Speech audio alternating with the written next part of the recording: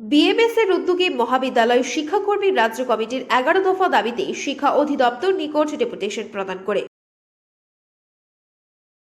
সংগঠনের প্রভারী নারায়ণ শীল জানান, গত 11 অক্টোবর 5 দফা দাবিতে ডেপুটেশন প্রদান করা হয়েছিল। তিনি অভিযোগ করেন, গ্রুপ সি এবং গ্রুপ ডির পদোন্নতিতে চলছে শ্লথতা। এর জন্য যুগ্ম অধিকর্তার বিমাতৃসুলভ আচরণকে দায়ী করেন তিনি। আর্ন লিভ প্রদানের জন্য দাবি জানানো হয়, কিন্তু এই ক্ষেত্রে মেমোরেন্ডাম ইস্যু করে দায়িত্ব খালাস করে দপ্তর। শেষ পর্যন্ত 13 দিনের আর্ন লিভ প্রদান করা হয়। ভবিষ্যৎ এই কি হবে তার নিশ্চয়তা নেই বলেও অভিযোগ করেন সংগঠনের প্রভারী নারায়ণ শীল।